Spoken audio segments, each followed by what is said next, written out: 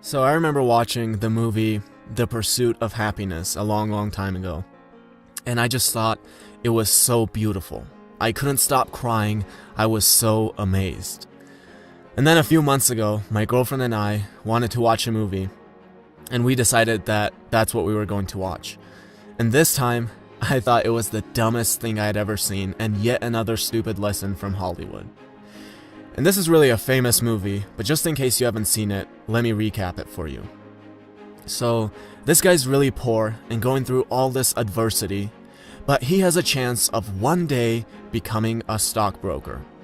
And the entire movie basically shows him constantly worried, constantly stressed, constantly pissed off and negative, constantly yelling and getting into fights with his wife, but one day he might become a stockbroker and finally attain happiness. I guess that's Hollywood's version of happiness, one day being a stockbroker. And at the end of the movie, of course, he gets the job, and he has now successfully pursued and attained happiness. Now, there are so many things wrong with that, but let's start with this one. It's weird that someone would even try to pursue happiness, because happiness cannot be pursued. It's not like a degree that you pursue for 4 years, and then you finally get it and keep it for the rest of your life. It's more like a birth certificate that just comes with you. It's in your house, you just have to find it. It doesn't depend on how big or small your house is, it's in there.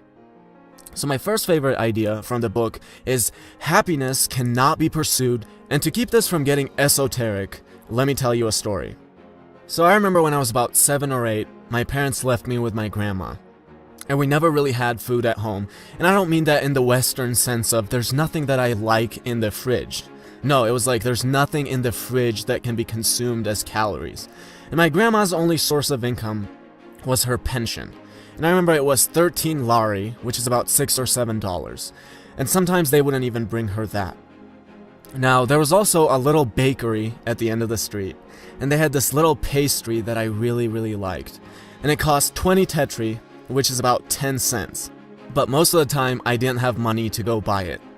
So I was out on the street a lot with other kids, and I soon figured out that there was this lemonade store. And they'd give you 5 tetri if you brought them an empty lemonade bottle. And I remember I'd wake up every day, and I would go looking for bottles on the streets. Now, it was pretty hard to find those bottles, but if I found 4 bottles, that would mean I could bring them to the lemonade store and get 20 tetri for them. And I remember how I was just the happiest kid alive. Every time I found a bottle, it was like the happiest moment of my life. Every time I went to the lemonade store and collected my 20 tetri, it was an unbelievable feeling. And finally, I would go to the little pastry store, and I would buy my little 20 tetri pastry, and I would just sit out on the sidewalk and just enjoy it. And it was supposed to have raisins in it, but since it was so cheap, they only put a few of them in there. And I remember the occasional raisin bite and how I felt like the happiest kid alive. Now contrast that to today. There have been times where I'm eating a $100 steak and I'm pissed off and unhappy because I ordered a medium well, but this looks more like a medium. My night is now officially ruined, guys. I'm going to be negative for the rest of the night. Now, I'm not here to tell you that the stale, bland, 10-cent pastry is better than a $100 steak. I have a preference for the steak. There's nothing wrong with improving your life and being able to experience more. But that's all it is, just the ability to experience more.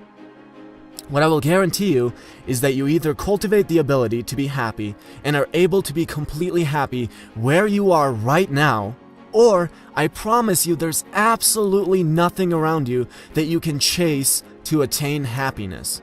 Going from a 10-cent pastry to a $100 steak is like going from having to take the bus to owning a Ferrari.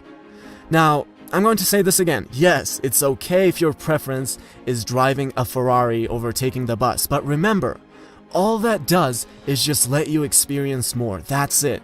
So you're either happy on the bus right now, just like you'll be happy when you have the Ferrari, or you aren't happy on the bus right now and you won't be happy in the Ferrari. And you know, I look at my life right now, which is really, really good, but I also think of what it's going to be like in 5 years. And in 5 years, the quality of my life is going to be 100 times better than what it is right now. It'll literally be like going from the 10-cent pastry to a $100 steak all over again. But I have to keep reminding myself that I'm either going to be completely happy with that pastry right now, just as I'll be completely happy with the $100 steak in 5 years, or I'm not going to be happy right now, and I'm not going to be happy in 5 years. My second favorite idea is that there's a stimulus, which is what happens to you and you can't control, and then there's a response, which is what you do about it, which you have full control over. But we treat the response like we have no control over it. It's just completely automatic for most people. Something bad happens to you, you automatically get pissed off. But the reality is, you don't have to. You have complete control over it. Doesn't matter what kind of stimulus you're presented with, no one can ever take away the ability for you to choose whatever response you like. So let's say you're in the kitchen, and you break a bunch of new plates that you just bought. Now, what's the automatic natural reaction? Getting pissed off, right? You have to clean it up now. Plus you broke a bunch of plates that you just bought. Or, what could be your other response? Cool, it's just a bunch of plates, it's not a big deal, it's actually great because it's giving me an opportunity to not get pissed off by the stupidest little things. Like, you can have gratitude for breaking the plates and having the opportunity to practice your virtue. Remember, you can pick whatever response you like. It's all up to you. Someone puts you down? Great! You're one step closer to not caring about what people think of you. Or you can go home and cry about it. It's all up to you. All the kids I grew up with, including myself, went through a lot of adversity. You know what happened to most of them? They turned into alcoholics and drug addicts. You know what their excuse is? I had to see my dad beat my mom. My parents never had time to take care of me. I was so poor, I had no opportunity. You know what my reason is for the very humble accomplishments I have at 22 years old? The exact same thing. There's no way most people are going to have the same work ethic as me. Most people don't know what it's like to be 7 and out on the street collecting dirty bottles so you can feed yourself. They just won't be able to compete with me. I'm sorry, and I'm so thankful for every bullshit experience I've had, and I wouldn't change a single thing if I could. Remember that there's a stimulus which you can't control, but the response is all up to you.